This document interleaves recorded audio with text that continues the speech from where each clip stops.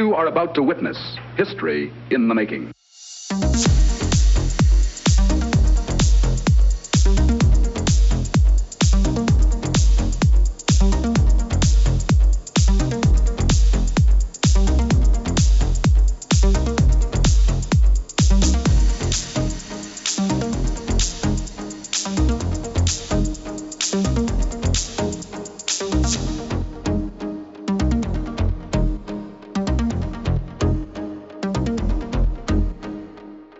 Hello, good morning, good afternoon, good evening, and welcome to show number 135 of the Pop Culture Gamers podcast.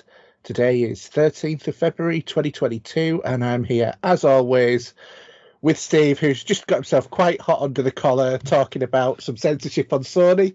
Yes, so it might be an interesting little conversation, and we'll have to just remind Steve that... You might have to censorship my I might do, just as a reminder that this is a family-friendly show. Yes, it is. So how are you doing, Steve? I'm fine until I was on about this, because this wound me up the other day when I was watching it. I can't believe. I'm okay. Yeah. Right. Okay, so tell us what your week's been like then. Not a great deal. I've purchased a couple of Blink cameras recently from Amazon. We've got the whole house is now scaffolded up for roof maintenance to happen. They're going to take down the roof, re-batten it out. Okay. And he's freaking out over it. So we brought some cameras in so I can see how he gets on if I'm not around. But I think she's going to take him to some family members for a week while we get it done.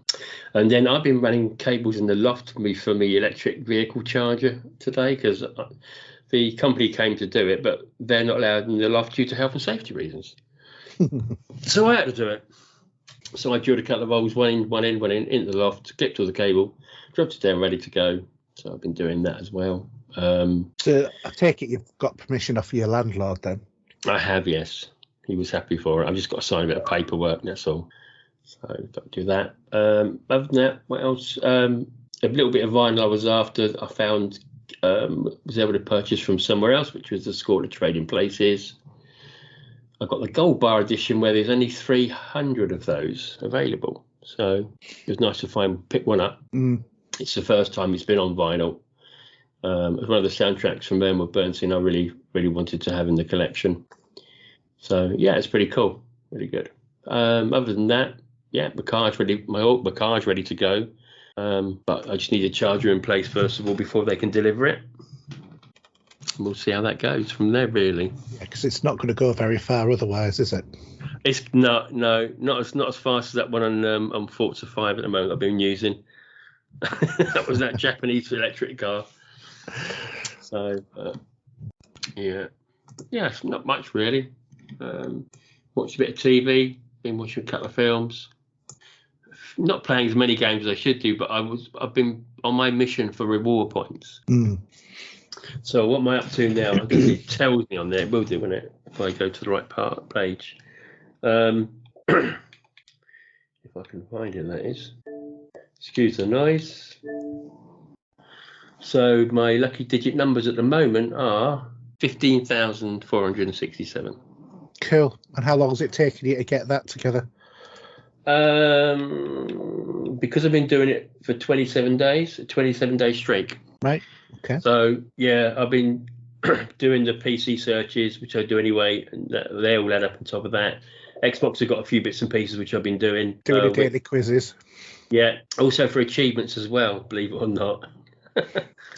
Steve, achievements. Steve, are you achievement hunted? It's exactly achievement hunting because even though it's not really going to be games, but yeah, this, for example, I have 500 points from unlocking an achievement within a top 10 game. So I picked a game, downloaded it, played it till I got an achievement, deleted it, carried on. So, yeah. And you would have probably seen some of them pop up. Yeah, I must admit, I quite often do a similar thing. So I was playing Scarlet Nexus, if you've ever heard of it. Probably not. I did see you playing that, and I thought, okay, so that's for that 500 reward points that he's going for there. Yeah, and you still haven't broke 100,000 gamer score yet. Oh no, I know, I'm close. You're 725 off. Yeah. So, but what I'm gonna, it's funny because there's some of them they do on there for the rewards. Like, for example, you've got the Elden Ring one, which is you got to punch the card and then purchase the game, and you get 6,000 points for it, for example. So if you're going to get that, then it is a false economy if you just want in the points, though. No, I'm not purchasing Elden Ring for 6,000 points because I'm not going to be playing that yet because I'll be playing Destiny. But what I might do is I'm going to probably hold off to the last minute to download it. And I've got a funny feeling then there'll be a card to punch to download for Destiny, the Witch Queen probably as well. Probably. You know. I'm already going to be getting it on PC. You're only getting it on PC? Yeah. So you ain't going to be playing on Xbox with us then? I can play against anybody on any platform. Oh, sorry. Yeah. Sorry, I forgot you don't do that. Yeah. Yeah. Master Race, mate. Master Race. No, it's not. It's just a race. That's all it is. Yeah, with some masters in it. Yeah, I don't know about that. So as I'm not really going to talk about gaming anyway, but yeah, I've been tidying up Destiny 2. I've actually, it's the wrong part to talk about, but yeah, I've been on my Hunter and Titan, catching them up a bit, playing the last expansion. Getting games done. So yeah, I've got a couple of achievements have popped up for that. So they're quite high up now anyway. And funnily enough, when I was on my Hunter for a couple of nights, it kept just chucking me exotics like they were going out of fashion. Mm. So I was getting all the sort of some of the armor that I don't have anyway. But yeah, so it's been a constructive week on that side of things. Mm. How about you anyway? Well, for me, I've been sort of like struggling with my whole issue of the house that I'm selling because I've had one or two problems there, but hopefully we'll be completing on Tuesday. That, fingers crossed. And the other side of it, I've also been looking into our family tree. Oh, is that with that company that you can do it, or with Ancestry and various different other things? And my next door neighbour, he's quite into genealogy, so he's been helping us out with some of that as well. So we've managed to get my side of the family traced back to 1738, and some of my wife's side of the family back to 982. Okay, wow. Yeah. I don't think any of my family. I know my nan did it. Bless her soul. She's passed now, but I don't know if I've still got it. I don't know if I have it. But she gave me a family tree that goes all the way back, and there's a plaque that goes back for the Simpsons or something. So not one for Homer, obviously, but going all the way back through the ancestry and that. There's a big tree of it, and my nan showed me all that when she was alive. Bless her. It's really interesting to go through it, but the stuff you can see on Ancestry is quite amazing, really. Did you have to pay for subscription to do that? Fortunately, my neighbour has the subscription, so I don't need to pay for it. He's been looking it up for us, which has been very helpful indeed. But I think what I will do is sign up for it myself. So you're not related to a lord of any kind then? Well, there's always been a thought that we were supposed to be related to, or according to my father, Lord Elwyn Jones, who prosecuted a number of Nazi war criminals, and sort of like had the role that Sir Keir Starmer had in for justice, but obviously 60 years ago, sort of 70 years ago. Yeah. But we're struggling to find the link. But my father's middle name was Elwyn, and my middle name is Elwyn, and it was supposed to be sort of being kept in the family. I thought he was like my dad's uncle or something, but it doesn't appear so. So I'm not sure where that sort of relative comes in, as it were. Yeah. But you know what families are sort of like, and also some of the records are a little bit dodgy in terms of how it sort of seems to link up. Yeah, I saw some. Like we had there was a picture my nan showed me, but like a crest of arms or something that we were linked back to and stuff like that, which is quite interesting. Yeah. You know. I mean, according to family history, we're supposed to be related to Nelson as well on my mother's side, because the firstborn son of every generation has been called Nelson. But always on the male side, never on the female. Obviously, that's on my mother's side. My uncle, his middle name was Nelson. His father's middle name was Nelson, going up and up and up. But I just don't, it's interesting to see if all of these fables that you told as a kid about your family actually turn out to be true. But Ancestry is quite good because obviously if you find somebody else who shares a similar link to you somewhere else on the family tree, you can link into the family tree that they've created. The only issue with that is if they've not done their homework thoroughly, it could send you off on a wild goose chase. Don't the company itself though help you out anyway with that? Kinda. Because you can do a free trial. Yeah, you can. So what do they give you for that then? So they just do you just need to put your identification, because put your ID in on that and what your sort of details. I think you have to sign up for them financially, but they don't take any money for the first month or two. Or is it 2 weeks, something like that? I can't remember how long it is that they give you. But if you're going to do a lot of history searching very quickly, obviously it's worth doing. Yeah, because they do like 1 month from $10.99 to $19.99. Yeah. So $10.99 is the key UK census records only. Yeah. Whereas... I know a bit about that because I used to look after someone to do that. So you've got the UK census, which we all know about. Then the $13.99 is all UK and Ireland records, and then $19.99 is everything on Ancestry. That's or you can do a 6 monthly one, but I think if you did it for a month, then you can get as much information out of it in that month, I should imagine. Yeah.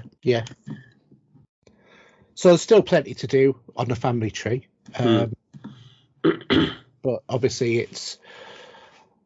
I mean, when you think that it's an exponential growth, because every time you go up one generation, the number of people doubles. So it's because, and not only that, it's all of the brothers and sisters and stuff like that as well.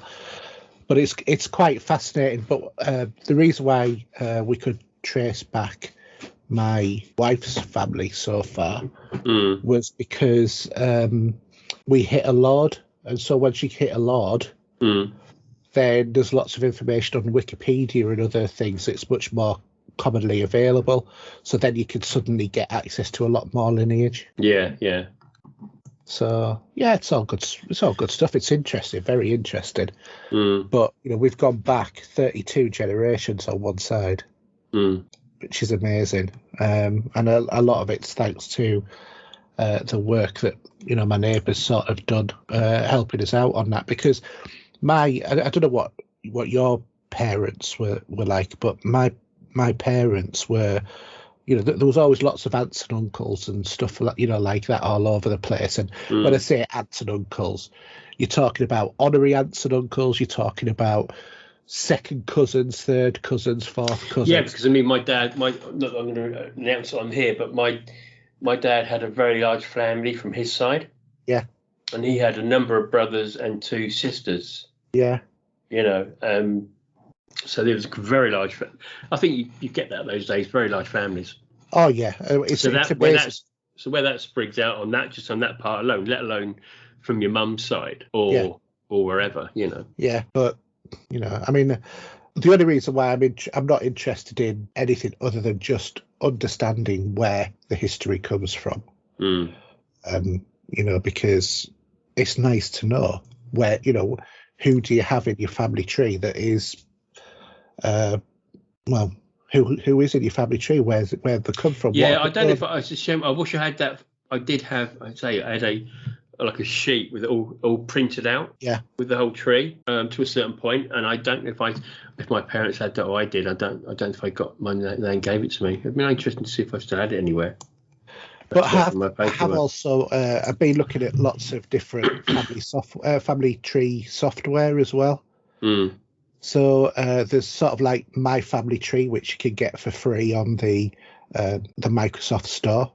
Mm-hmm. But there's like Family Historian and Free Family Tree Maker, and you know, loads of different other ones that you can use, and they all offer something different. So they all operate in slightly different ways. Some of them do nice tree diagrams. Some of them do nice things to print off, which shows your family tree. Yeah, that's why when my nan showed me the one.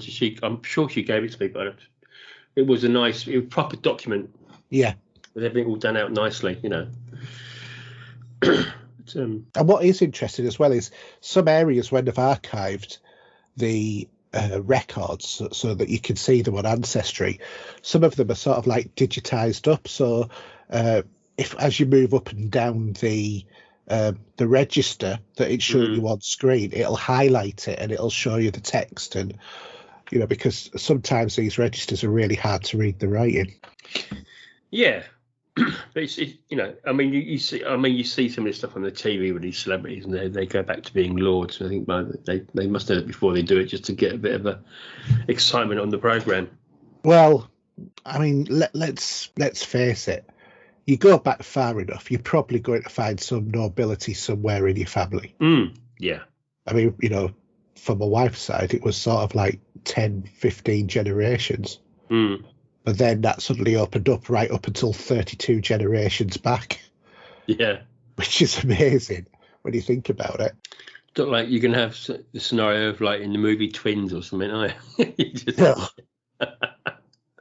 No, definitely not. But yeah, I mean, it's an area I've dabbled in before. Excuse me.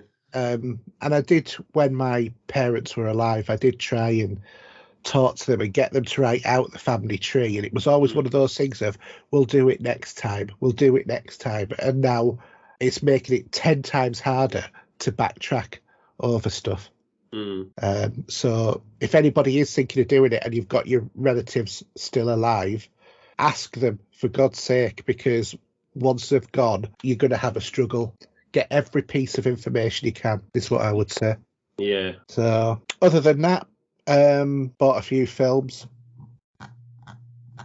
Got the new version of Dune, even though I'm not overly fond of it as a movie, on 4K. Joker. I've started Game of Thrones in 4K. With a disappointing ending for a lot of people. Yeah. But I don't... maybe it's because I joined Game of Thrones probably about season 6. I didn't find it that disappointing an ending. Excuse me, I've never seen the ending anyway, so I'm biased and probably won't. I don't actually know the ending, so I've kept away from it. But yeah, it does look beautiful in 4K though. Yeah, I can imagine it does. Same as the Lord of the Rings do, don't they? Yeah, definitely. So anyway, shall we go on to gaming this week? You are about to witness history in the making.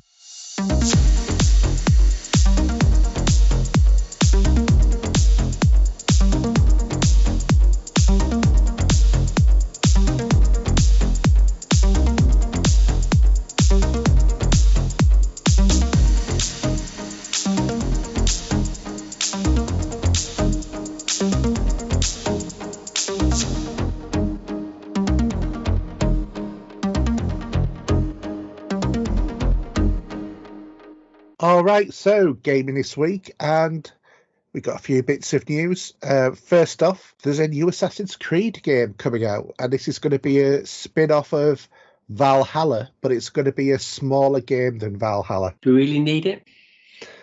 Well, I don't know if Valhalla hasn't gone down that well, has it? I've struggled with it. I've tried restarting it entirely, and I just don't like the game half as much as Odyssey. Yeah. So that's my work phone. Okay. It's just a real pain in the backside of a game. I feel like the level progression doesn't match the areas that you end up in and stuff like that.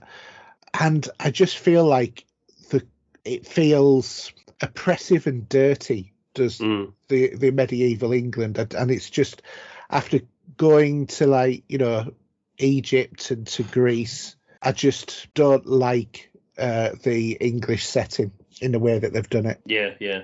So it might actually be the first one I don't buy. Well, you can see how it comes out and goes later on, can't you? You can sort of join it.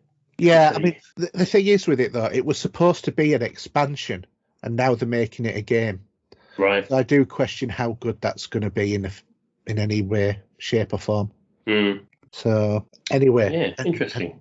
Another game that has resurfaced is Dead Island 2.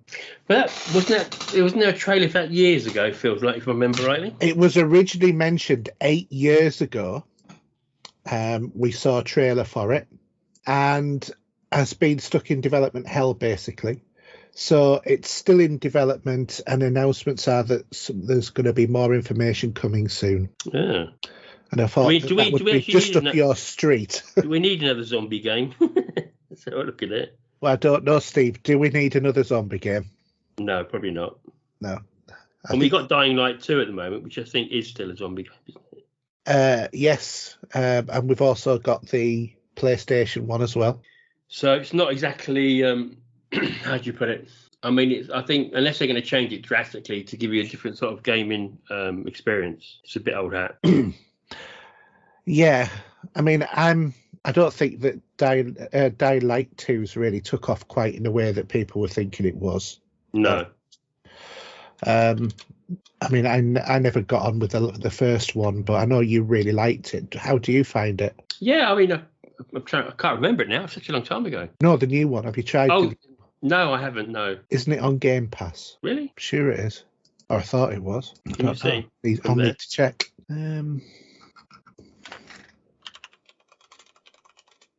I don't know why I thought it was on Game Pass. It appears not to be. Is it actually out? I don't know. It's not a game that has perked my interest, as it were.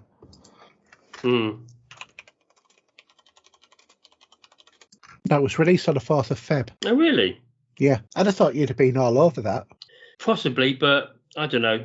Maybe I just need something fresh for a change. Just have a look, see if it is on going to be coming on to Game Pass. You have a quick look, see what you think. Actually, there's no plans for it to come to Game Pass.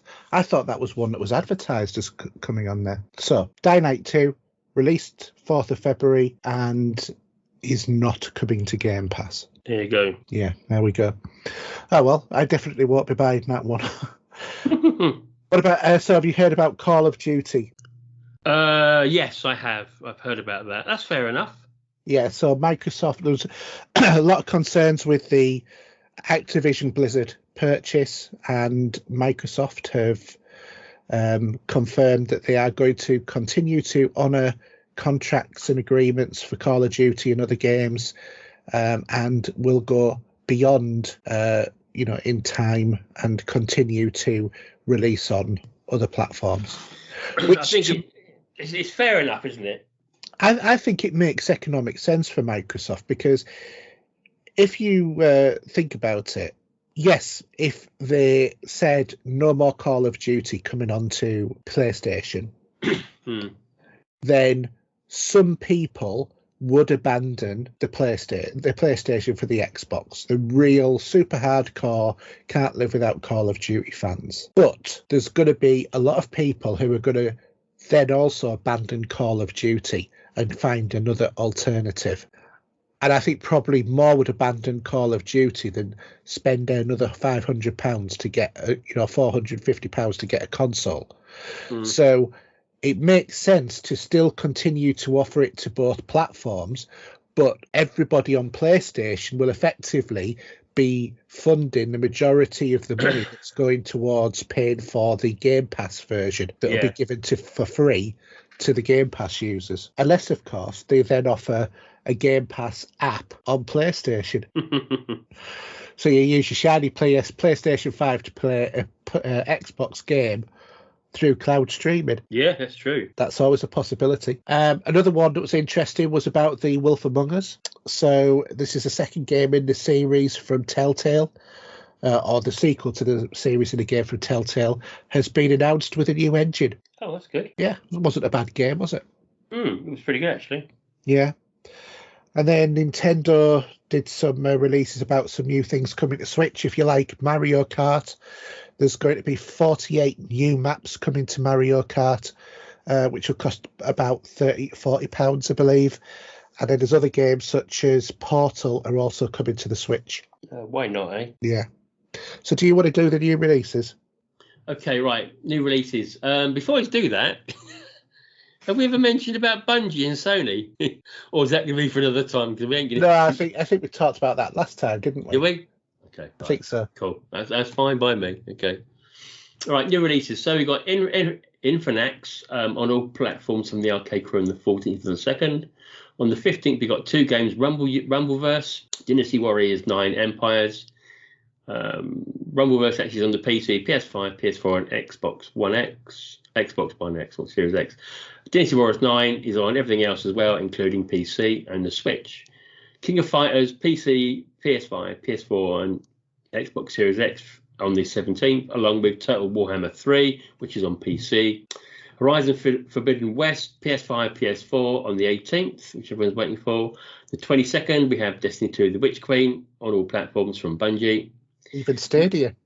Yeah, even Stadia. Martha is Dead, PC, PS5, PS4, Xbox Series X, and Xbox One on the 24th. Grid Legends on all platforms again from Electronic Arts there. And Elder Ring, which is on the 25th, which is on all platforms as well. There's quite a lot to dive into there. There is, I must admit, what I'm looking forward to is for Horizon Forbidden West. Yeah.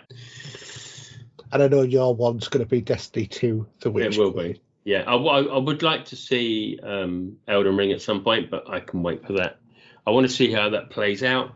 And will you though? Because by then you'll have lost out on an awful lot, won't you? Because people will be well ahead of you. Yeah, but isn't this more of a online interactive?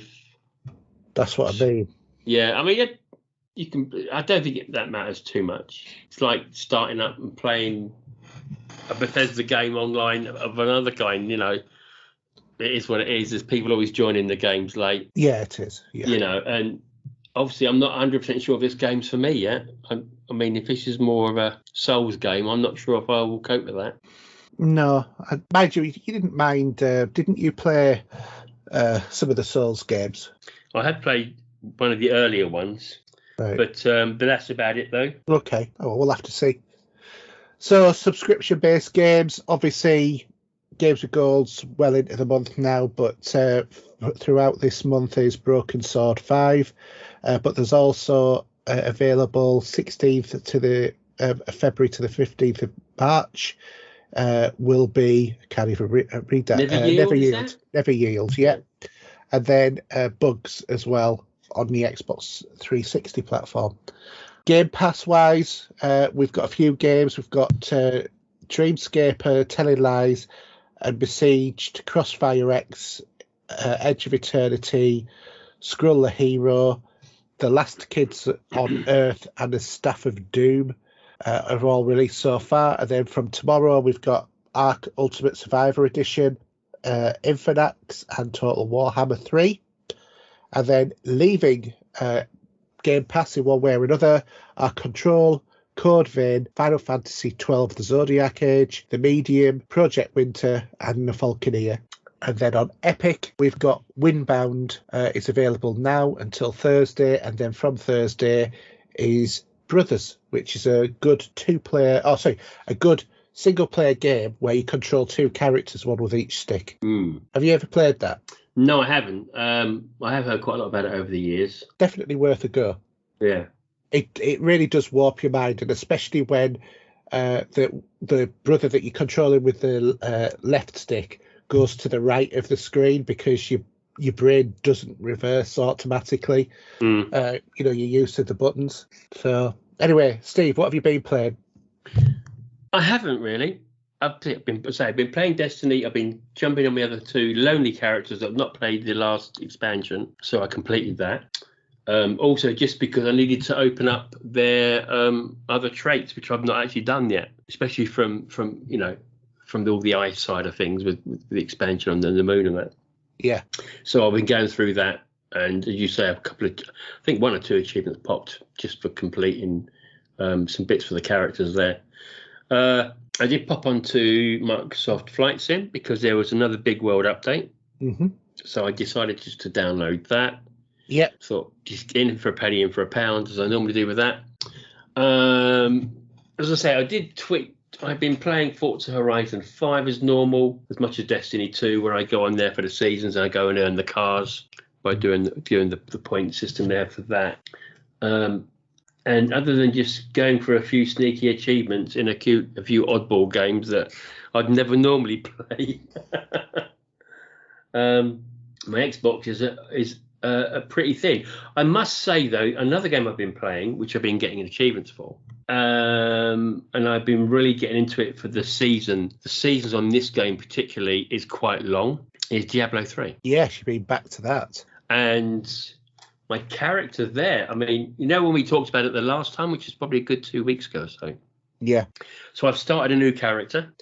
For seasons, you have to then go through, I'm sure you must be aware now, remember, that you have to go through the requirements to pick up all the different types of armor for that season and stuff like that. So I'm still a bit low in the game there, although my character now is level 30. And not having any problem at all with playing the game as if I feel underpowered. Because I looked at one of my other characters. Wow, that other character I got can just devour anything and anybody. It's like a Arnold Schwarzenegger of a character. He just goes in there heads first and kicks the crap out of everything. But I've really enjoyed it. I'm now into Act 3 on my character I'm using at the minute, and just really enjoying playing it again. I haven't played it for so long. And it's such a fantastic game. I don't think there's a lot of people that don't know about Diablo 3 because Diablo 4 is so well off the pace at the moment. It's a few years away yet. Yeah, well, they did make the massive bad decision to go mobile, didn't they? And wondered why everybody hated them for it. Yeah, that's it. But yeah, I really, really do enjoy playing this game.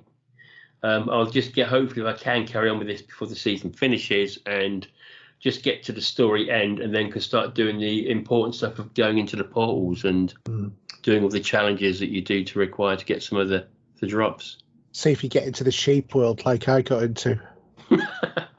I've played this for so long, but I've been using, and the achievement you saw, I've been using all the skeletons like in Jason the Argonauts. Yeah. So they've been following me, doing all the killing for me. So that was a necromancer that you've been using?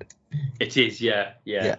Trying to think now. Yeah, because what have I got there? Yeah, because some of my kit. It's funny because I've been dropping gold stuff and also the I suppose what would it be called normally? There's something else. It's not really gold. It's more like gold red, which is even a higher drop.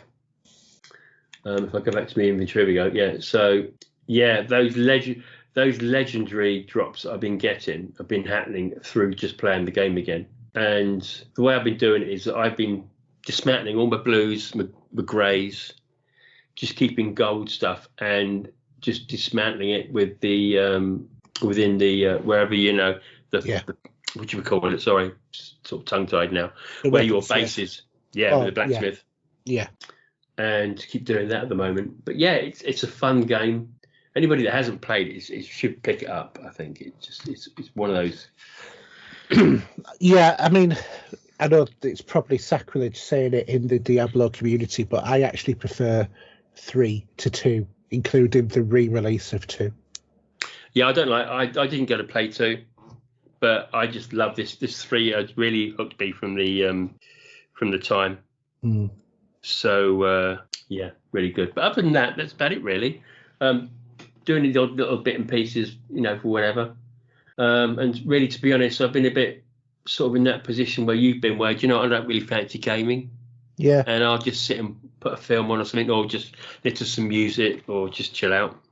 Yeah, I've been very much in that sort of mode, but I've been trying to get myself back into gaming. I'll get to the idea of gaming. Mm-hmm. Carry on. I'm listening.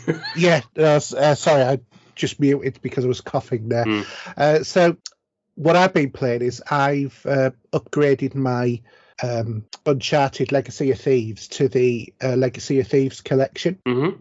So if you've got a PlayStation 5, what you can do is, whether or not you've got Legacy of Thieves or the Lost Legacy, if you pay £10, you can get both the Legacy of Thieves and the Lost Legacy remastered for PS5.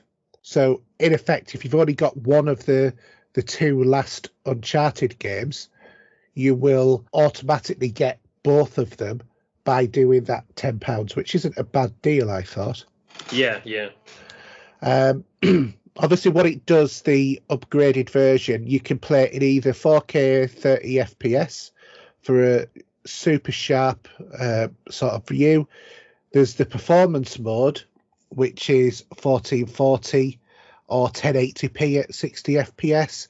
And then there is also a 120 FPS at 1080p if you have the right sort of TV.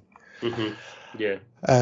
I think personally the 1440 is probably the sweet spot for having that balance between the higher FPS rate and also the better looking graphics. So as with other PlayStation 5 games as well, the game's got haptic feedback through the controller, which the PS5 definitely makes the game feel different, with the triggers on the guns feeling like, the more resistive. And when you're driving through things like water or on rocks or through grass or on mud, you can really feel the difference through the controller.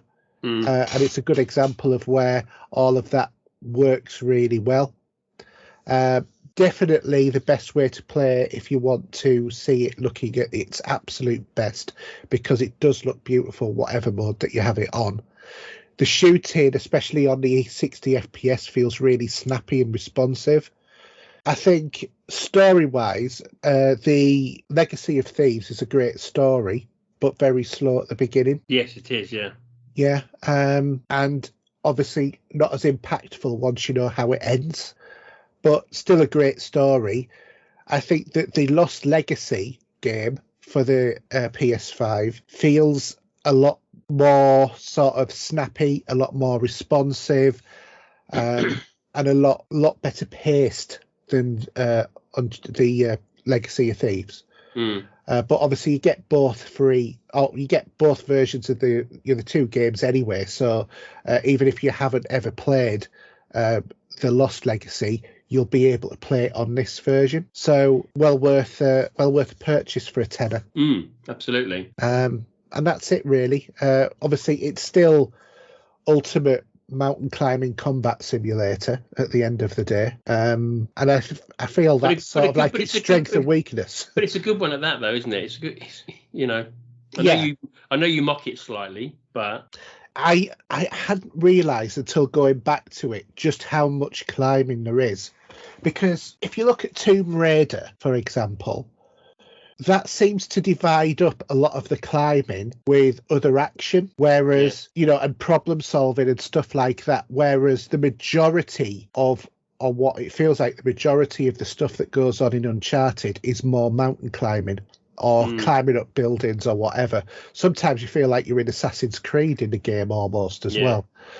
And I feel that's almost to the point of being a negative, but not quite. Right. But I've always nicknamed it Ultimate Mountain Climbing Simulator because of the amount that goes on.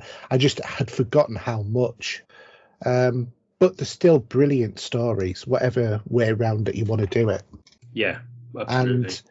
And, some of the action sequences, like where you're dangling off the edge of a vehicle, with your sort of like lasso thing, while going over the edge of a bridge, is absolutely brilliant.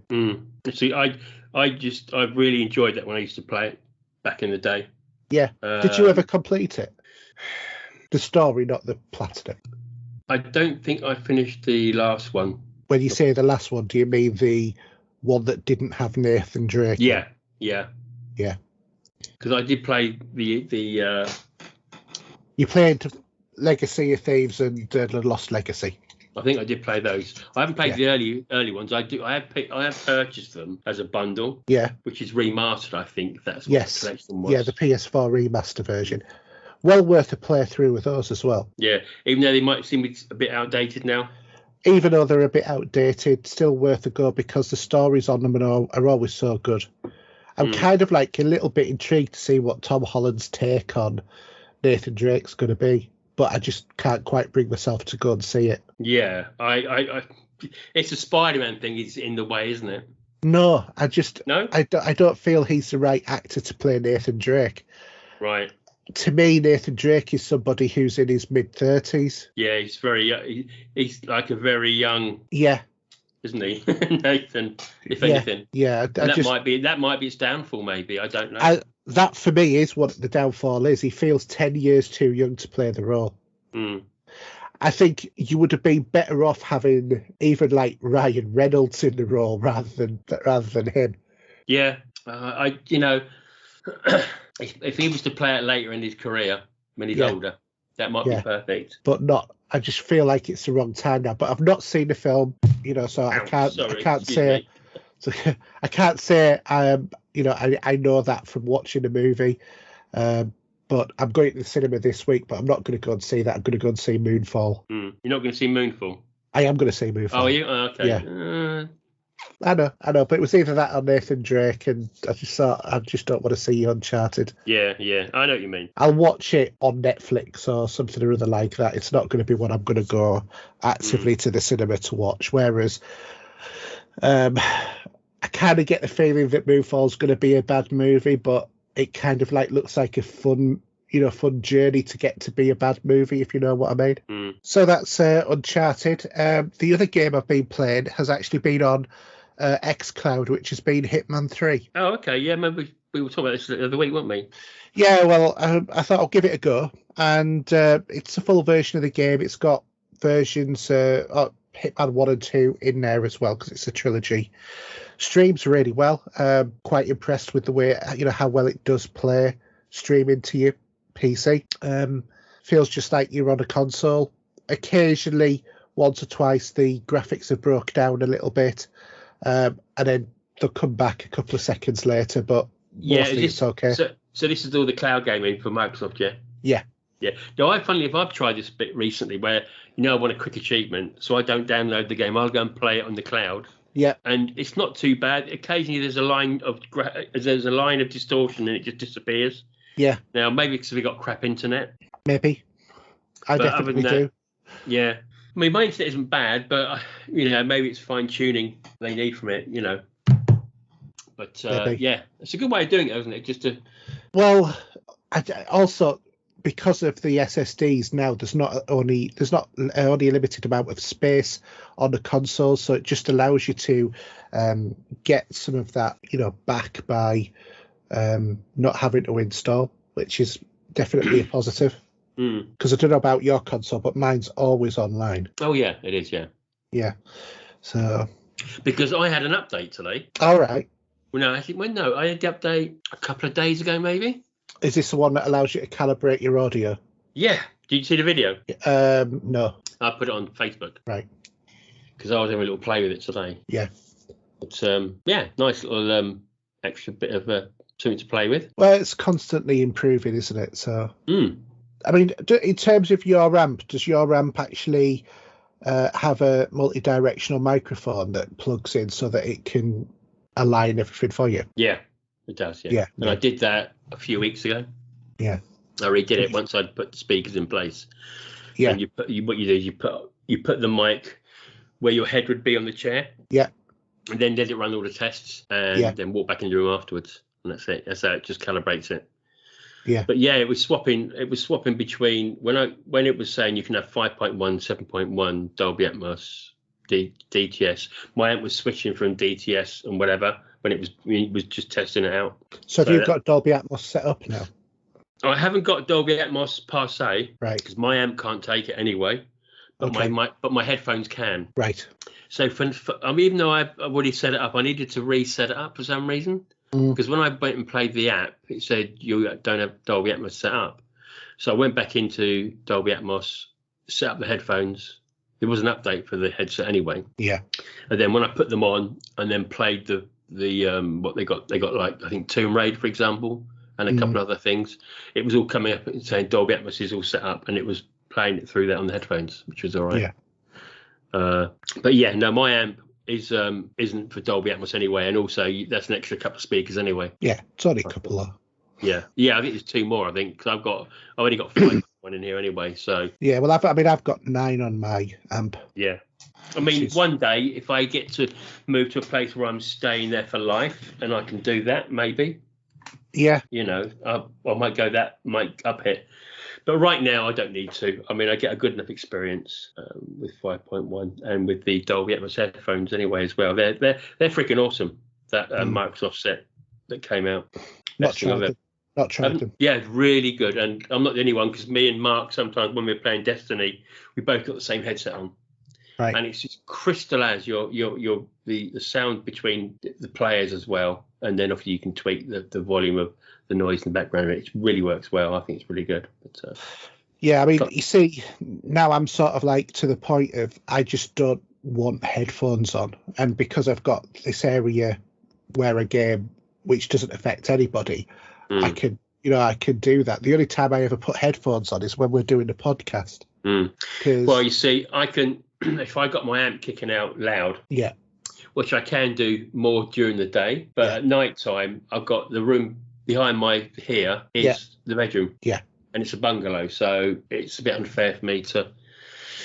I don't have the sound to be muted enough to do that, you know. Yeah, no, but I think that's fair enough, because not everybody's in the same boat. No. But the headphones work really well, and they're very comfortable, so I'm quite happy to wear them. You know. Yeah. Yeah. I know what you mean. Okay, so I think that's. Because you haven't done any gaming, really, have you? You said. No. Okay.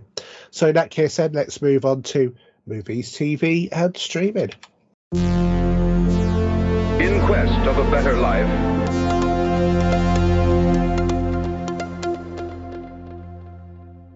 All right, movies, TV, and streaming. Not much news, but I'll let you start off with the cinema releases, Steve. Okay. Yeah. So, 18th of Feb, we have a film called Dog, and then the 25th we have Cranrow, Studio 666, and The Duke. So a bit out of touch with those ones. I'm not sure what they are, but no, I'm not too sure about what they are either. But yeah, I think any other films coming a bit later. We've got the Batman coming out at some point, haven't we? Yeah, I'm still not looking forward to that. That's because we've got the twat that's playing it, probably. I don't know. It might be all right. I can't really say. And there's another movie coming out later, and I was trying to think of that rings bell. But yeah, it's a little bit thin in the ground at the moment. Mm-hmm. Yeah, so I think the guy who's playing Batman, he just does not, to me, look like what Bruce Wayne would be like. I've got a little bit of news, actually. I noticed. I mean, it's not really floating around too much, but and this it's because you're not so keen on the original now, and you say it's a bit outdated.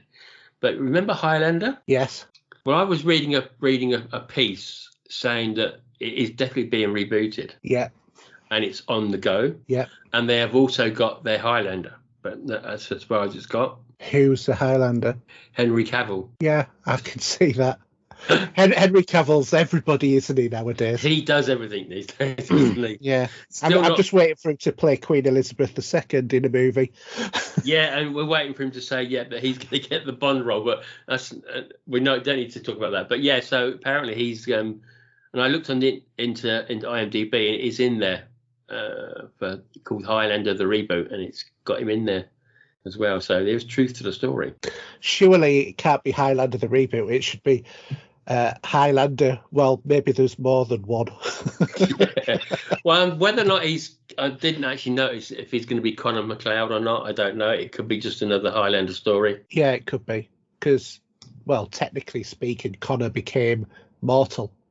And if you go down the line of Highlander 2, then it's just aliens that are put down on the planet who are immortal. Yeah, so I thought I'd just bring that up as I did notice that. I thought, okay, we'll see. Yeah. And also, something else. Now, one of my favourite sci-fi black and white movies of the early days, should we say, is Village of the Damned. Yeah. And okay, John Carpenter, I can go with that. You got Mark Hamill in it, Linda Kowalski, Christopher Reeve in that movie. Mm-hmm. Sky have got an 8-part series coming in the summer called The Midwich Cuckoos. Right. And the lead actress in that is Keely Hawes, who we know from Ashes to Ashes days. So there is a trailer out there. I watched a trailer today.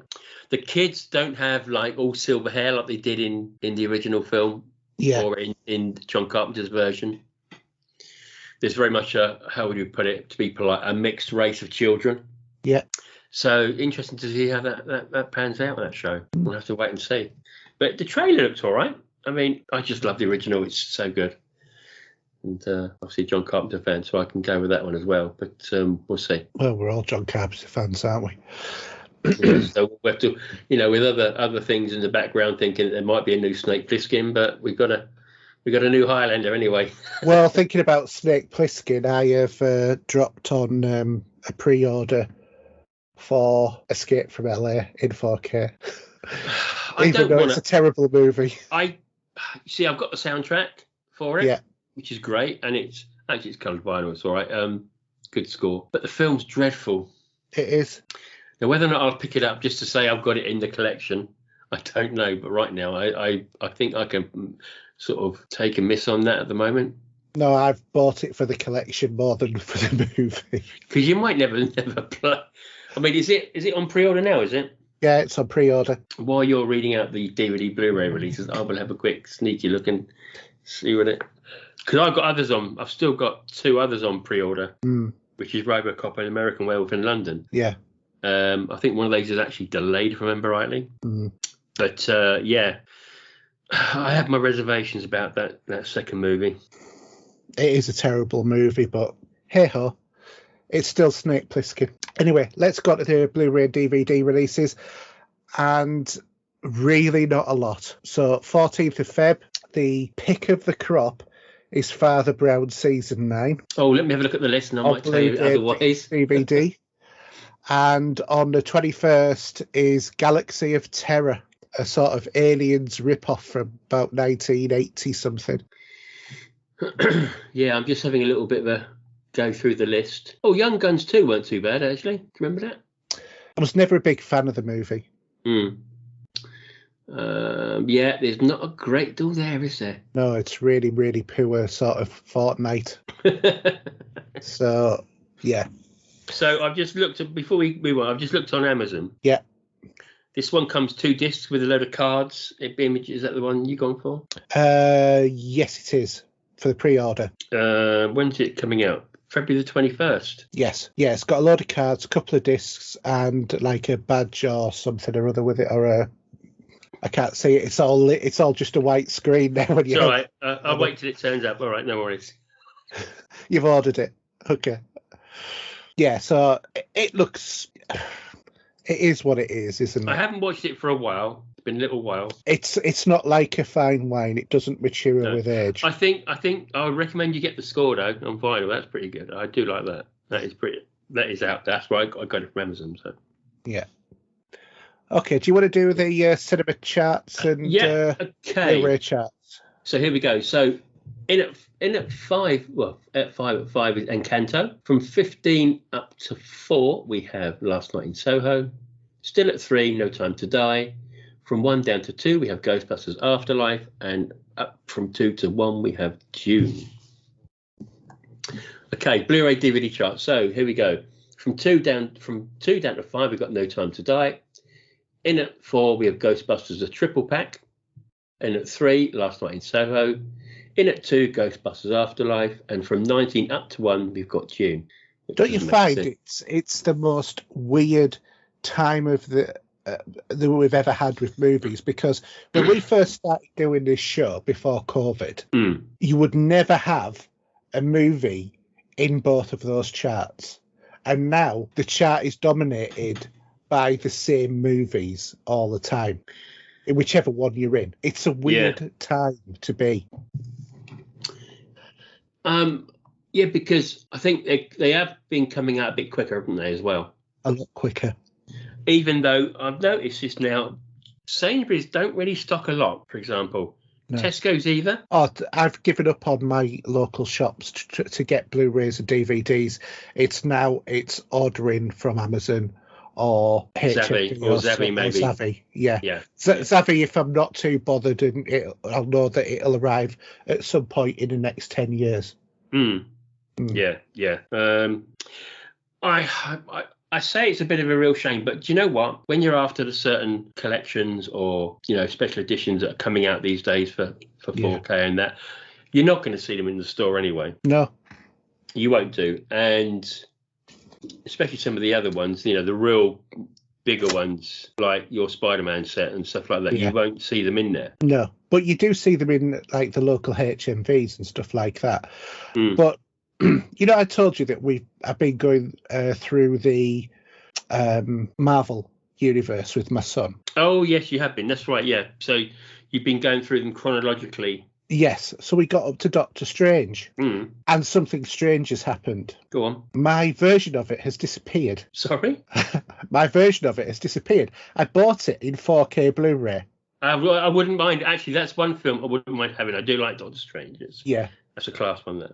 So, but my version of it has disappeared. So I had to buy a new one because I searched and searched. It is nowhere in the house. So I've got this version. Oh, is that? Yeah, it's the Mondo version, which is a steelbook, and it is really nice. When you look at it, the design of the tin is really good. Did you get it from abroad, or did you get it over here? No, I got it from Amazon. Oh, is it? Oh, okay. Yeah, they've got a collection of all of them, and there's because Mondo. I've done quite a few of those back in the day. Yeah, they have. Well, one of them is Guardians of the Galaxy Volume 1, which I don't have in 4K. I've only got in HD, so I'm going to buy the Mondo version. They've got Captain America, but I'm not going to bother with that one because I've got the box set of Captain America, so I don't want to buy the same movie twice in 4K, if you see what I mean. I don't mind replacing a HD. I've only got one. Actually, I don't know why, but I've got one movie that's doubled up. Yeah, that's Jaws. Yeah, but you're obsessed with Jaws. But I got the steelbook, and I've got the but with respect, Jaws is kind of your thing. You're obsessed with Jaws. I don't obsess is maybe the wrong word, but yeah, it's one of my favorite. It's one of your favourite movies of all time. And I can understand getting that'd be like me getting the Cult of whatever it is, Cult of Titans of Cult or whatever it is. Yeah. V for Vendetta and having a box set of V for Vendetta. Yeah. That would be my equivalent of that. Or Flash Gordon. I mean, there are some 4K movies that have been coming out, but I've got such a good Blu-ray set of one or two. I'm not sure that even though the film is so old that it will look that good. So sometimes I've stuck with the Blu-ray because I just feel that is maybe as good as quality you're going to get. Well, there's one thing I've come to realise, because I'd kind of got to the point of I was becoming a bit of a movie snob in terms of, I'm not going to watch anything unless it's 4K. Well, I still watch stuff on DVD. Well, I'm coming to that because I got to the point of I'm not interested in the older formats. I'm just going to go 4K. But there was only actually about 800 to 1,000 4K movies released. Yeah. There is about 45,000 Blu-ray movies released and about 150,000 DVDs. So that means there's a lot of content out there that's only available in other formats. Well, that's it. There's some stuff I've got that's like Italian, for example. Yeah. That I can only get on Blu-ray, or I've got on DVD and then it's now released on Blu-ray. Yeah. And there's only certain stuff that you can actually get on DVD. For example, The Office. They don't do a Blu-ray version of the UK version of The Office. It's only on DVD. Saxondale, I'm Alan Partridge. All of these sort of things are only available on DVD. So if you want to watch them, that's the format you're going to watch them on. And unless they're on Netflix, then you can then, use that. But if you want to watch it at home on your own sort of stuff. And I think it's taken me a little while to sort of settle down. Suss that out. Yeah, in effect, because I'm always for the early adopting the latest technology, getting the best sort of picture and all of that. But if the movie doesn't exist in the format that you want to watch it, but you have it in another format, it doesn't matter what resolution it's not being played at. It's not going to be seen unless you load up the other version. So, I've got some Arrow videos. Yeah. In DVD format because I couldn't get hold of a Blu-ray copy at the time. And then, for example, I had my DVD version of Zombie Flesh Eaters, and now I've got the Arrow copy. Yeah. Now there is a copy in 4K, which I wouldn't mind getting hold of at some point, but just for the sheer hell of it on that sort of movie that And my Blu-ray collection, I've got some weird stuff like Zombie Holocaust and some other Dario Argento films that are, and these are just on Blu-ray. I mean, the only 4K one. Well, funny enough, some of Dario Argento's movies are being released slowly, drip fed into 4K. So Suspiria I picked up, and I picked up a couple of others. And Phenomenon's coming out. I've got Deep Red, for example, and that's Arrow. They're updating their catalogue into 4K quite a bit now. Yeah. Which is good. And the first one that they went in for with that was Pitch Black. Yeah, I think it was, yeah. It was. And I've got the Pitch Black 4K version. You have, yeah. Brilliant. It is immeasurably better than the HD Blu-ray version of the film that I've already had. Yeah. But with that one, that's one of the very few ones I'm not saying I'm getting rid of my Blu-ray copy because I've got the 4K. And the reason is because I've got the Steelbook of Pitch Black. Yeah. Well, it's funny because I've got, how many copies? I think I've only got 2 now. I've got 2 copies of The Thing. Mm-hmm. So the 4K Studio Canal, Universal it was, brought out this box set, like the John Carpenter ones, the other ones. Yeah. But I've kept my Arrow copy because they got the documentary on there, which is fantastic, which you can't get anywhere else. Who Goes There is a documentary. It's brilliant. Yeah, and you just can't pick it up. It's not in that set, Yeah. But I love on the Pitch Black. I love the Steelbook. It's a beautiful Steelbook. Whereas, the actual print of the movie is immeasurably better on the 4K release. So, but I mean, look at that tin. It's great, isn't it? Yeah, I do like some of the Steelbooks. It's something that gaming didn't do too bad, didn't do too much on, really. Yeah. Even though I do have Assassin's Creed, one of the Assassin's Creed games on Steelbook. That came as a freebie with the game. But, yeah, no, just when I look at some of them, I've got like Beetlejuice, that's a Steelbook, for example, in 4K. I have 2 games on Steelbook. Have a guess which ones they are. The big franchises, and it's not Assassin's Creed. And one of them you're going to laugh at. Well, I've got Halo. I've got the Halo Master Chief Collection in Steelbook. My one is actually Halo Guardians. So Halo 5 Guardians. I'm just looking at the top there. I think mine is the Master Chief, and also I've got Fallout 4 in Steelbook. I'm opening my drawer because is that the man drawer? That's yeah. This is. Oh no, sorry. I've got 3 ones because I've also got Doom. And then if I can't even find this Steelbook. I've got Fallout 76 on as well. Have you? Yeah.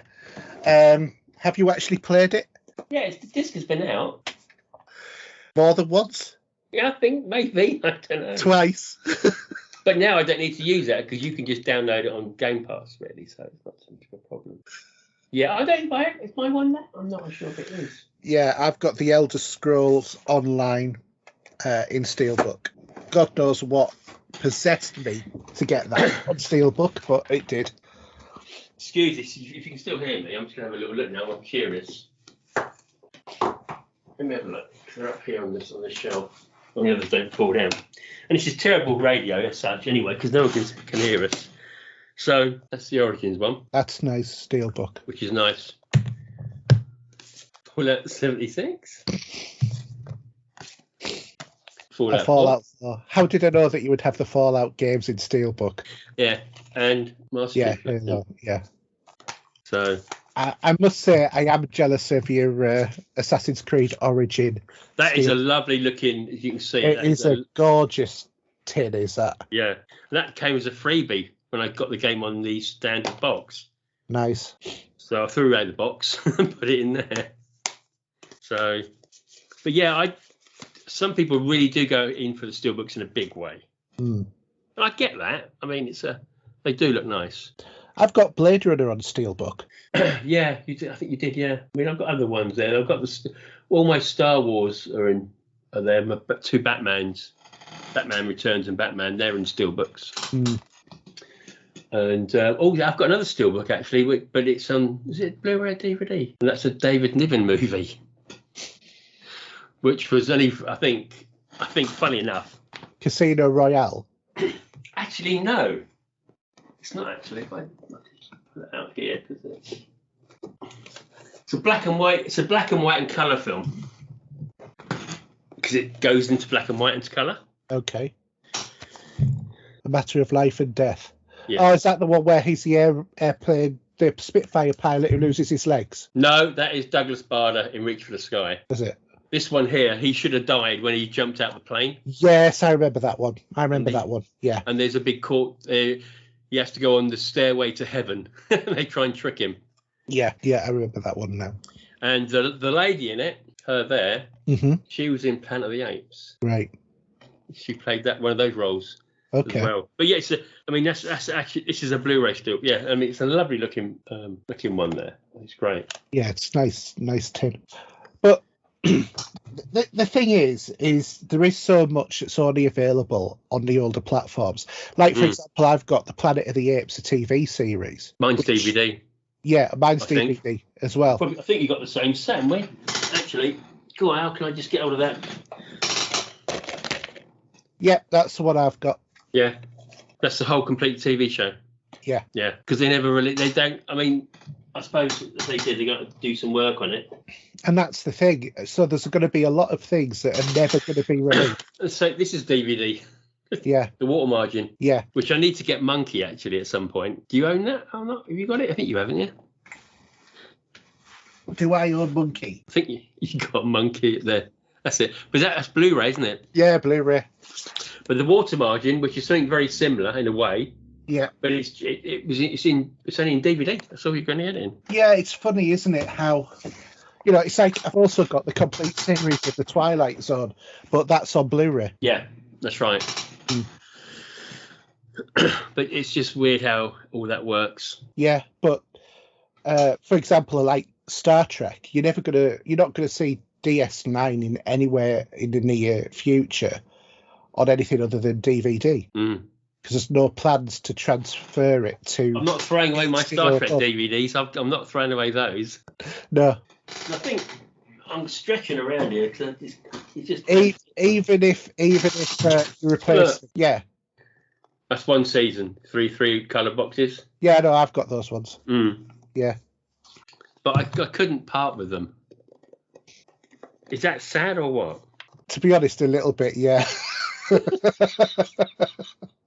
Because I wouldn't be as bothered. But and also that's the DVD box set, if I remember rightly. We got. Yes, yeah. And that's not available on anything other than on DVD. But there is a sequel. There is the reboot is available on Blu-ray. I've seen the reboot. I watched it when it came out when it was on. It's pretty good. I quite enjoyed it. I don't know why they stopped it. I liked it because the girl that played the head of the of the Visitors. Yeah, she was also on Deadpool and Gotham. Yeah. And Firefly. Yeah, because she played the prostitute in that, didn't she? Yeah, she did. Yeah. Yeah. So, yeah, I think it's and I think probably it's I fell into that trap of just thinking, no, I'll just watch the high fidelity. Then you deprive yourself of other stuff, and doing all this work with NAS and stuff like that, and going back to all of my old DVDs, it's been a real revelation in terms of seeing old stuff that I'd either forgotten about or thought I'd really like to see that again. You see, There's my DVD box set of the Pink Panther movies. Yeah. You know, I mean, I don't know if they are on Blu-ray now. I don't think they are, to be honest. I think they are. But it's still like 7 discs or so in this. You know, I'm not gonna. You know, and actually, I don't. Even though there are, and I'm waiting for the 4K to come out properly. But you know, Good, the Bad, and the Ugly. That's DVD, and so is a few dollars more. You know, I got the TV series Spaced. Yeah, so have I. That's on DVD. Yeah. As a matter of fact, I've probably got about half a dozen Simon Pegg movies that are not available on anything other than DVD. And actually, right, funnily enough, a lot of my Doctor Who stuff is DVD. You know, do you remember the what they call it? This sort of when these came out like that. Yeah. And also, just one more thing on it before we carry on. There's still one film that I've got on DVD that ain't on Blu-ray, it ain't on 4K. It's True Lies. That's the one I was going to mention as well, because it's not on HD, although you can watch it in HD online. I'm not sure if it's on Sky or not. I haven't looked actually, but yeah, I've not. I sometimes put it on. You know, it's sacrilege, isn't it? A film like that is not out. Some other. But that's down to Cameron, isn't it? Yeah, of course it is. He's a bit of an idiot sometimes, isn't he? Yeah, one of his best movies, but because it's not all science fiction whizzy about, he's just not that bothered about converting it. Should we move swiftly on, because I didn't realise the time and my stomach's growling. Yeah, let's. So what have you been watching then, Steve? So if we save the one till last that we've both seen. Right. Okay. So the first thing I watched last night was The Hunt. Right. So this stars Hilary Swank, who we'll probably recognise, Betty Gilpin and Ike Bernuchroff. I can't even pronounce his surname, to be honest with you. Basically, 12 strangers wake up in a clearing. They're all gagged up with something across their mouths and tied up the back with a padlock. They don't know who they are, they don't know why they're there, and what specific purpose they've been for, but they're being hunted. Yeah. That's all I'm going to really say about that. This was delayed from last year. It was delayed to last year, so it came out last year. And I thoroughly enjoyed it. Really good film. Very surprised. And I did all the way. I didn't change sides thinking I'm going to sort of cheer on the hunters rather than the hunted. But it's a bonkers movie, basically. But it's good fun. And I watched that on Sky. And the other film we watched, which we started watching on Friday night, but alcohol took its best of us, so we ended up watching it on Saturday night, finishing it off, is a film called The Call. Now, this is made by the people that gave us Final Destination. Okay. And basically, in the fall of '87, a group of small kids have survived picking on a woman, throwing bricks in the windows, really giving her a hard time, and she dies. And the kids are brought to the house by the dad, the husband, should I say. He's played by Tobin Bell, who is Jigsaw. And he says to them, "You're in the will. Not that much of that I like the ideas, but you're in a will. I've buried a phone in my wife's grave, and you need to call her. One at a time. You have to go to this room and make a phone call. If you're on it for a minute, you get $100,000, and it goes from there." That's all I'm going to say. But it was interesting, I must admit. Okay. The ending was a bit cop out, shall I say, personally, but it was a good bit of fun. Right. So that's the two movies I've seen. Have you seen any movies recently? Well, yes, I've been watching the Marvel movies and various other sort of bits, but the ones I thought I'd highlight is I've been through the Hitchhiker's Guide to the Galaxy, the TV series from the 80s again. Yeah. Forgotten how good that is. I much prefer. Is that on DVD or Blu-ray? That's it's on Plex actually, but well, yeah, it is now. It was my DVD, actually, I have it on Blu-ray as well. But the quality is exactly the same. They made no enhancements. It's probably the laziest port. And it's 4:3 as well, isn't it? Yeah, it's 4:3. Yeah, so it's a proper old one. But my son, who's never really shown an interest in Hitchhikers, has kind of like got a bit interested in it. Oh, okay. So, I did that. I also want to just mention about the Book of Boba Fett. Do I take my headset off? No, it's not a spoilers bit. But at one point in the story, and I'm not going to say how or why, but Luke reappears. Oh, I know that. And yeah, because it's been quite widely publicised. And the effects of the de-aging of Luke Make him younger to appropriate for the era. Absolutely fantastic. I mean, we thought they were good last time. They're even better this time. Yeah, I was looking into Disney Plus, funny enough, as you say that. Yeah. And because I'm an O2 customer, I'm on an unlimited package, if you know what I mean, phone calls and media and data and that. Yeah. And let me see if I can bring it up on my phone.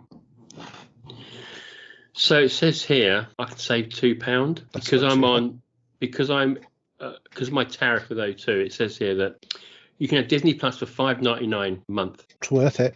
That's it. That's all they're saying. So I get it for $5.99 instead of $7.99. Because there's a lot more content on there now. They've got stars on there as well. Yeah, and obviously, what I'm interested in is the next Star Wars offering they're going to be bringing out. Obi-Wan, yeah. Which should be very interesting. But you can catch up on all of the ones that you've missed as well. Yeah.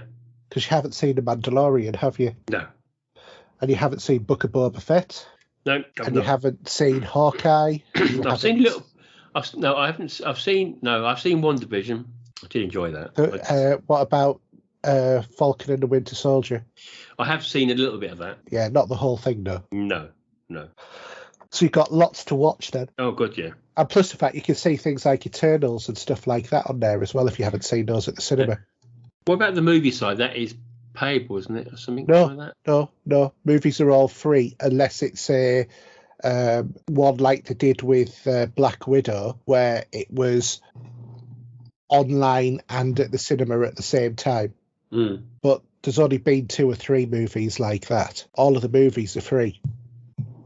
I may give it a little bit later. I've got until the end of December to do it. Yeah, I would get it for the done. offer. I would get it done. It's worth it for a couple of £1 off a month. Well, I'm actually getting a good deal with Netflix, so I get that cheaper with Sky. So there's a difference theoretically, if you know what I mean. Yeah. So yeah, there's nothing else that we're watching. I mean, I'm watching this. My missus is watching all sorts of stuff at the minute again, and she's been carrying watching her Chicago TV shows. I think she knows more about them than anything else because she can just go, oh yeah, they need to do this for this operation. She works in NHS and she is in that sort of line anyway. But there is something coming out on Netflix on I think it's 18th of February. Not for you. This won't be your cup of tea. Okay. But it's the sequel to the original Texas Chainsaw Massacre. Right. That's just coming out shortly. I've seen the trailer. It looks pretty good, actually. But it brings back the survivor from the original. Okay. If anyone remembers her crying in fits of terror when she was on the back of a truck going away from the house. But that's coming shortly, which is quite good. Anything else, I don't really know what Netflix have got coming up at the moment.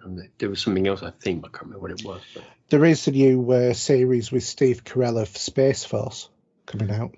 I've not actually seen any of that. It's not too bad. It's just a bit of a daft comedy. Thinking of Netflix, and I know that you've got some notes on there. I've just copy and pasted. I was going to say, which is funnily enough seems to be word for word for my notes. Just to remind me, hasn't it? Yeah. So is the woman in the house across the street from the girl in the window? Has to be the longest TV title ever. Yeah. It's like the episode of Star Trek for The Earth is Hollow and I Have Touched the Sky. Exactly, yeah. Yeah. This stars Kristen Bell. It's a dark comedy crime drama about a broken-hearted woman for whom every day is the same until she witnesses a gruesome murder. I thought this is a really well-made show. It gives a cliffhanger at the end of every episode. The show walks that line between alcohol and drug misuse induced madness with a potential crime. So you're never actually too sure, is she imagining this because of her obsessive drinking With and red taking wine. medication with her one bottle of wine glass that she has, or is it, has she actually seen anything? I don't know about. Have you seen this whole series? Yeah, we caned it. Yeah, we caned it. I told you about. I think I was texting you, and we were talking about the final 5 minutes, and I was saying about that. Yeah. I mean, I don't know how. Did you predict the ending? Because I predicted who it was going to be on episode 3, and I was right. I think I was probably too far away. It certainly gave me a shock to a certain degree because I didn't really see it coming. Yeah. And we both looked at each other and were sort of gobsmacked. And obviously, it all made sense when it all came together. It did. Like an episode of Columbo. The bits all fitted and joined. I see, because I said who I thought it was on episode 3 to my wife and my son. They said, no, definitely not. You're just being completely stupid. And I said, okay. Because it is a bit bonkers. It is a bit off the wall. It was completely bonkers. And it's a little bit of a parody on Hitchcock. Yeah. As well from his former films with James Stewart being sitting there with a broken leg and watching a murder from across the way from his window.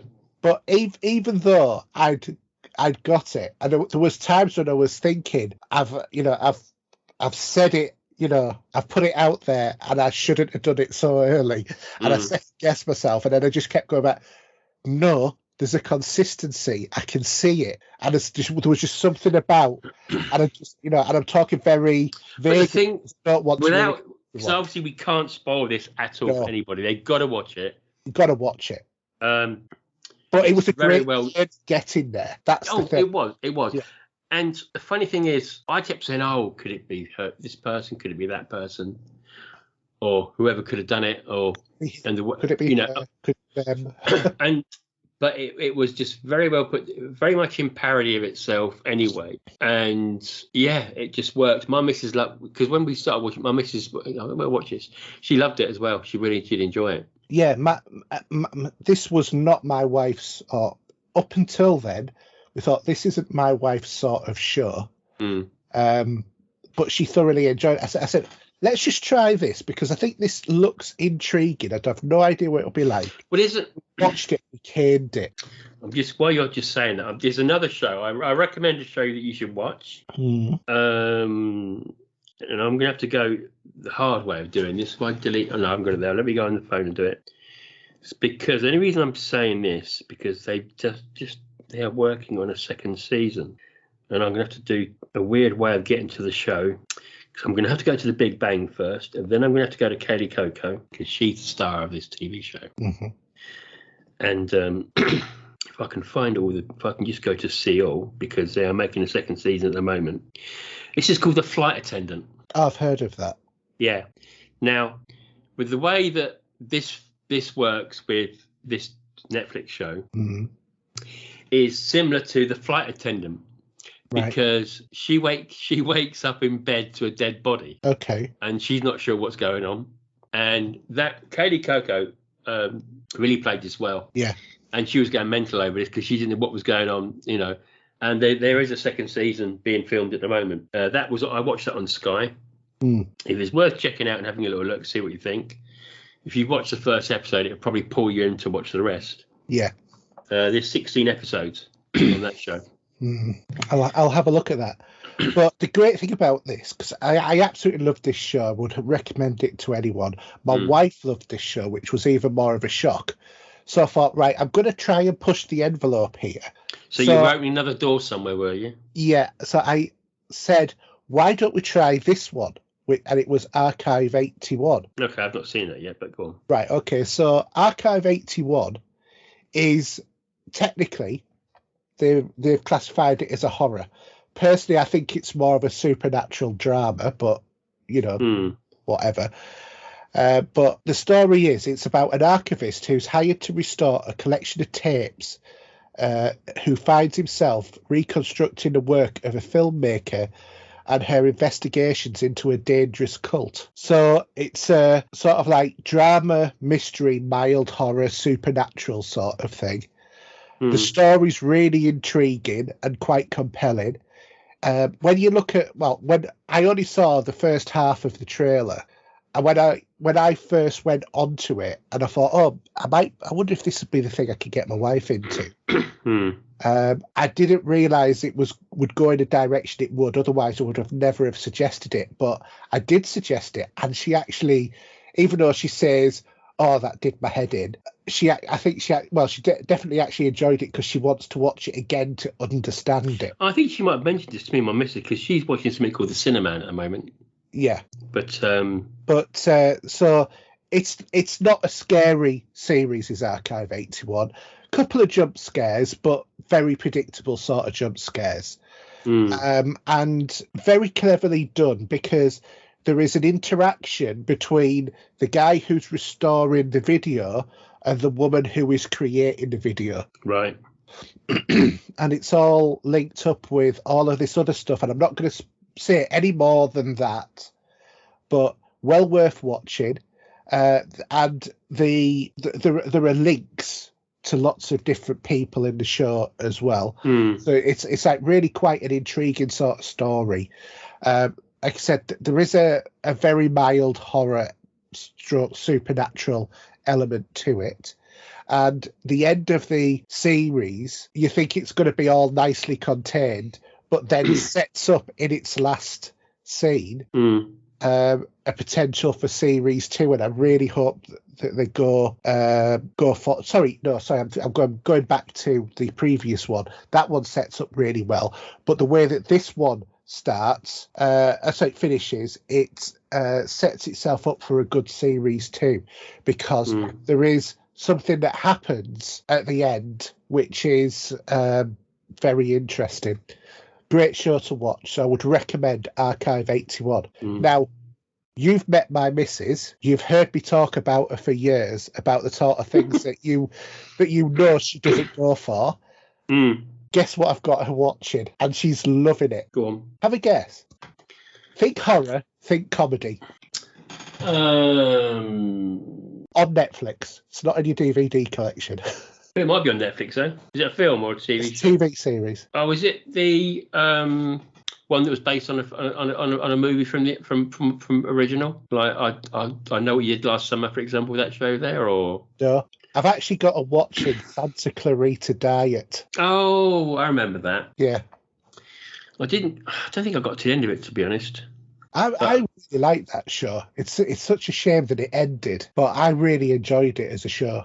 I do hope, probably beyond hope, that they go back and they do like a finishing season or something like that, even though, it's being cancelled by Netflix.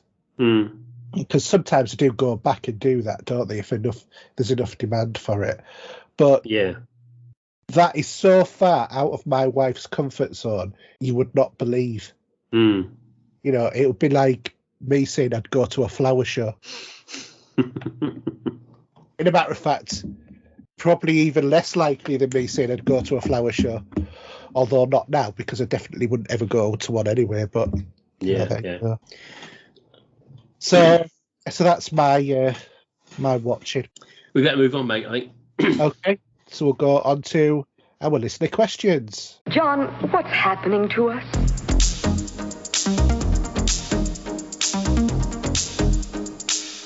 Right, so we're on listener questions, and as always, we've got Mark, and his first question is, what are your go-to games that you always have running alongside others? So, what is your Destiny go-to game, Steve?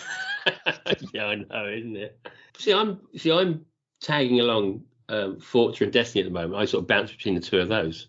So, what was the first one? Forza 5. Oh, Forza 5. Sorry, I didn't hear you say Forza 5. I know you did. Destiny. So, Destiny 2 will always be a go-to game anyway. Yeah. And I do bounce off the driving game of Forza Horizon 5. But I have put some other stuff on my box. I think it's gone to sleep now. Just in case I might have a dabble. Yeah. Like the online version of Skyrim. Yeah. Which I've now put that on finally, and I've actually got Resident Evil 3. I think I put back on because I've never completed that. All right, okay. But yeah, it is what it is. That's me. I've been playing it now for 7-8 years. It is, blimey. I'm still playing it and enjoying it. Yeah, and it is. It gives me, gives me my pleasure that I need. Yeah, I mean, but when you think about it, how do you feel when you look and you reflect on the fact that if you added up all of your game time over Destiny 1 and 2, and in fact you've been playing it for the last 7 years, 6 months of that has been pure Destiny playing? Well, I think Destiny 2's on 99 days now or something. So I thought it was a bit longer than that, but that's still 3 months. So let's say you had 3 months on the other one. That's 24 hours a day, though, isn't it? Yeah. So think about that's actually a true statement. 6 months of your life in the last 7 years has been playing Destiny alone. I know. Without any break. Well, yeah. to be fair, if you played late on a night and it was like it used to be, probably about 2 months of that would have been you being asleep and us trying to wake you up. Yeah, trying to push me over the edge or something. Yeah. I think for me, the games would be, well, any of the Assassin's Creed series, they're my go-to. Of course, yeah. Or maybe the Batman Arkham ones as well. Yeah, I would say those are probably my favourite, go-to constant games. And occasionally Destiny, if I'm in the mood. Yeah, which is very few and far between. Yeah, so go on. We've hardly seen you on there, haven't we? I haven't been on Destiny for months. I know.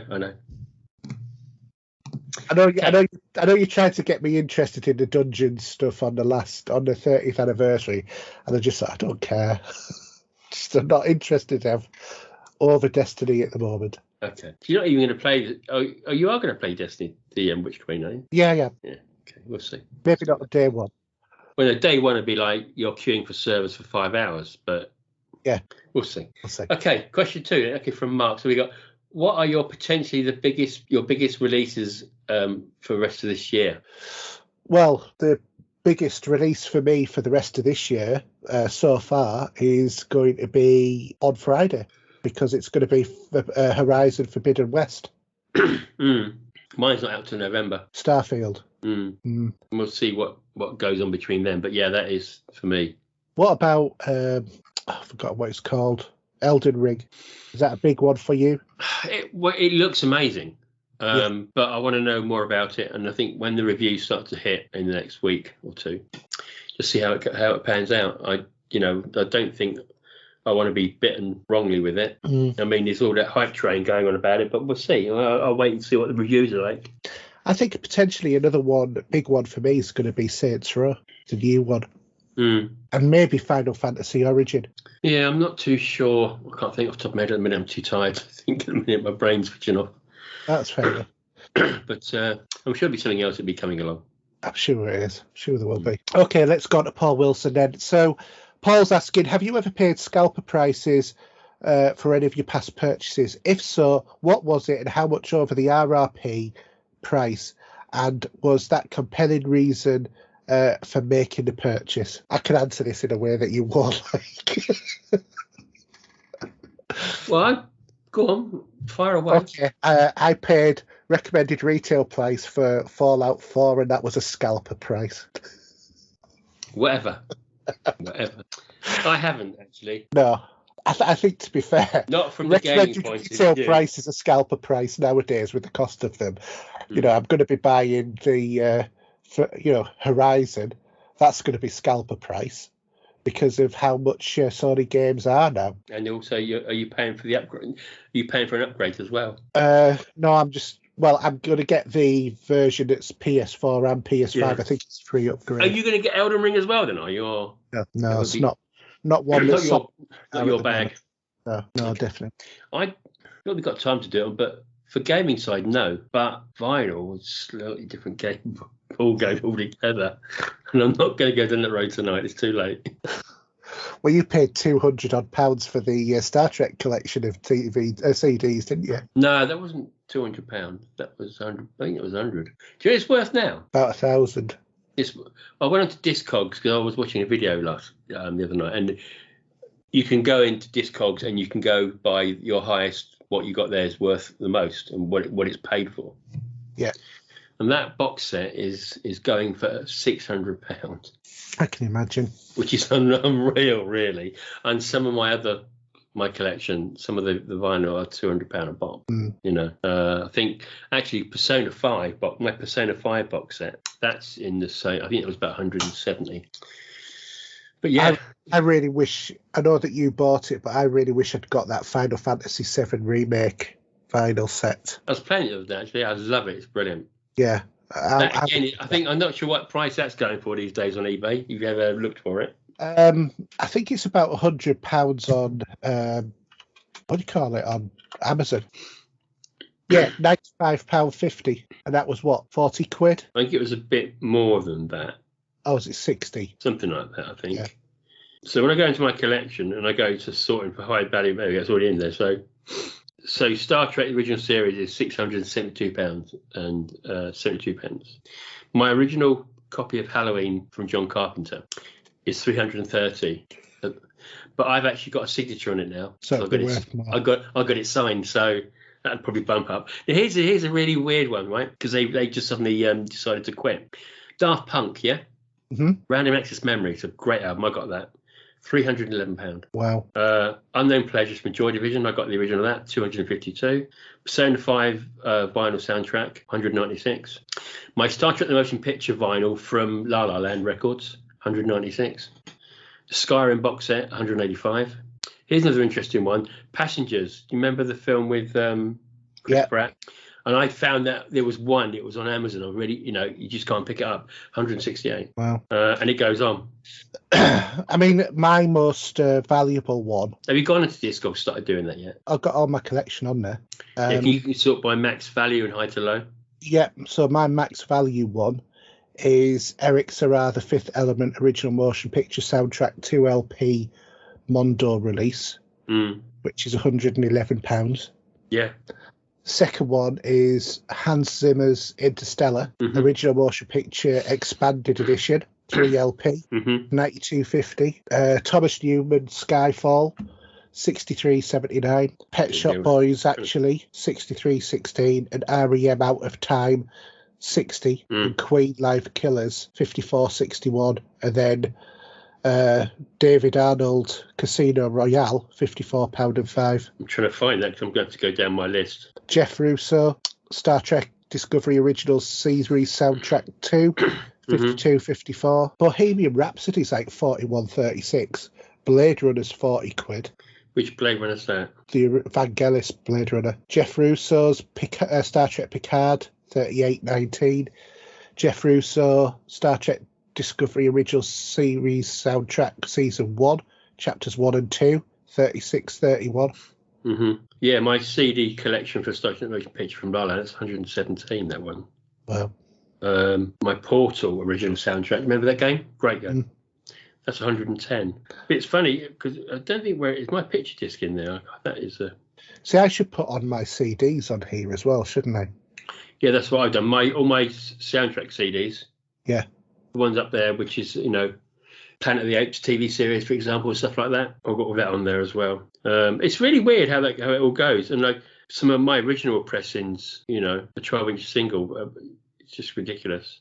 I think, the Skyrim box set, 185. Blade Runner 2049 from Mondo, 166. The Alien box set from Mondo, 166. Tron Legacy, 158. My CD for Total Recall, the red cover one, CD, yeah? Single CD, one CD in a box, 147. It's crazy, isn't it? Fallout, the original game soundtrack, 129. Gremlins soundtrack for Mondo, 126. Same for Batman Returns. Jurassic Park's for a similar sort of price. It's crazy. It's like things like Blade Runner 2049, just a normal album at the moment. To buy that, if you can get it, is 30 quid. But the problem is the price of that has more than doubled, not because it's popular all of a sudden, but because of the limited availability of wax. Yeah, because my one is the coloured vinyl one. I mean, my Lost in Space one, that there's only, can't remember if I looked it up, Lost in Space box set for John Williams, whose birthday it was this week, by the way, do you remember? That was the one that was given, the one I got was given to staff members. There's like a few of those, that's all there was. And it's funny, there's now mirror I got for the propeller heads, which is Deck Sandrum Sand Rock and Roll. Black vinyl, I picked it up in 2018, 126. Wow. It's just it's, I don't even know where my, so my Blade Runner picture disc, that's quite low down. So is my, because I don't know if you've got this, but I've got 2001. I've got the Mondo edition as well as the original. No, I don't have the Mondo edition. Yeah. Spider-Man game soundtrack. That's quite a good one, actually. You'd like that. 63. But you see, because they're limited pressings, aren't they? They press so many of them, they'll sometimes get sold out, or, again, scalpers go in the way. From that point of view, they do. I've got some weird stuff in here that's, I'm not even going to mention on the show. But even some of my original soundtracks from the 80s I bought. Planet of the Apes, 50 quid. David Bowie Let's Dance album, 49. So it's really weird. I'd say the availability of wax is that bad that even Waxworks are not doing a subscription this year because of it. They can't do it. So anyway, should we move swiftly on? Yep. Okay, so Lee Doherty. Okay, big question. What's your favourite console of all time and why? The Xbox 360. And I second that. Because for me, I'd been out of gaming for 2 or 3 years, if not more. I'd had a PlayStation 2, not bothered playing with it for a long time, just got married, had other things that were more important. And then discovered it just when my wife got pregnant, and I've not stopped gaming since, basically. I remember upgrading my Xbox. Got a crystal. I think the only one I got here still now is the original black one. I don't know the crystal one anymore. But yeah, the 360 had so much games on it. Yeah, it's a great console. I know we'd take Nick out the Kinect, but there was some good stuff with that. Yeah, there was. It worked well. My son used to love Kinectimals. Oh, okay. I mean, it's funny that it got to the point that even the missus was used to saying, using the Xbox to change channels and things like this and stuff like that, oh, can't we do that anymore? So, no, you can't now. That's long gone. But yeah, with all its troubles and wrapping it round towels to, and the ring of death that we all went through. Yeah, I think it is one of those, all-time consoles, Yeah, it's a great console. Right, last one. Yep, last one. So that was Jason Toon. And if you could own any vehicle from any TV show or movie, which would you choose, and why is it Tim Burton's Batmobile? I hate to tell you, it's not Tim Burton's Batmobile for me. That's not an easy question. Shall we stick it to, because he said vehicle, so let's not say the Enterprise or anything like that, because it's something you can probably something drive. you could drive on your own. Yeah, you can't. And shall we keep it to land based? On 4 wheels, you mean? Yeah, not well, water. Not necessarily, because it could be like Luke Skywalker's land speeder. Or how about planetary based? So you could have a snow speeder or something like that. Well, I'd stick it to 4 wheels probably. Yeah. Now I do like the idea of Tim Burton's Batmobile. I did like that, and I did have a dinky toy version that used to sit in my van. And when I used to drive around corners, it would sit in the trough, and it would just go up and down like this in the car, backwards and forwards. Yeah. But there's quite a few vehicles that have come and gone. What would I choose as top? What's yours? Do you know yours? You do, didn't you? I do, and it is the Batmobile, but it would be from the Batman Begins and The Dark Knight. The Tumbler? Yeah. Not the original with that Adam West? No. Although that would be quite cool. Yeah. I have actually sat in Kit. Yeah. That's right. That's a nice one. That is a nice car. I was at a fete in Christchurch, and there was a few vehicles. There was Scooby-Doo's Mystery Machine. Mystery Machine was there as well. Yeah. And Kit. But what would I really? I mean, I could go for Tim Burton's Batmobile. I mean, the Tumbler's more durable. Although, if you want to go around, if you're stuck in a tight corner with the Batmobile, at least with Tim Burton's one, there's that you can actually fire that plate up, so you can actually spin it around and put it back down and drive off again.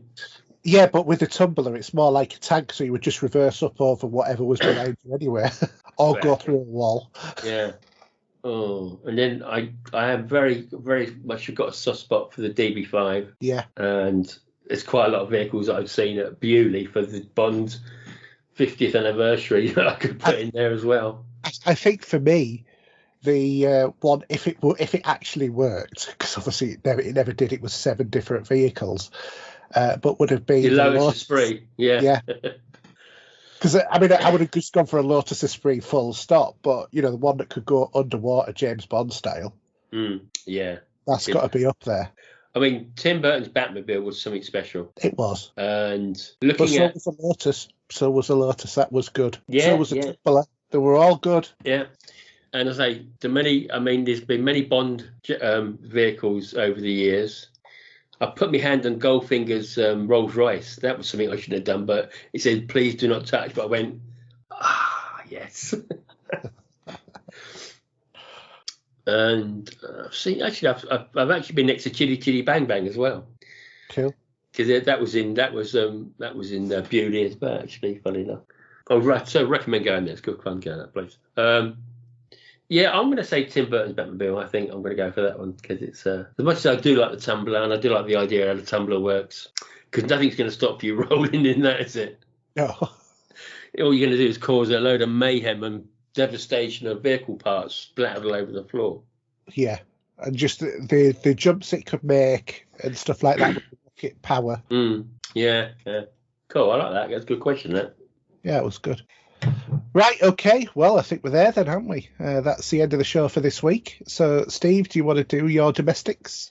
So, Twitter at Steve007. PSN ID is the real Steve007. I was actually on the PlayStation yesterday for a little bit. Woohoo! Trying to look at my Final Fantasy and see if I've got to start that from scratch, but another story. Xbox, Steve007, and my YouTube channel is The Vinyl Cues. Okay. So for me, everything's HERJ UK. That's Twitter, PSN, Xbox Live, Steam, the whole lot, apart from Epic, in which case it's Pop Culture Gamers. Don't forget, you can also follow our YouTube channel, which is youtube.com/Pop Culture Gamers. I did do a video this week, forgot to mention that one. So for all of those of you who are achievement hunters, I've done a very... Oh, you did? Yeah, that's right. Yeah. Yeah, a very easy way to get 1,000 gamer score for free on a Xbox game trial. So that one's available on there for you to be able to see. Don't forget, you can follow us on Twitter at Pop Culture Gamer. There's our Facebook group and also our Facebook page. And if you've got an email that you want to talk to us about, you just email us at podcast@popculturegamers.co.uk and our website anchor.fm/popculturegamers. And that's it for another week. So it's a good night from me. And a good night from him. Good night, guys. Good night.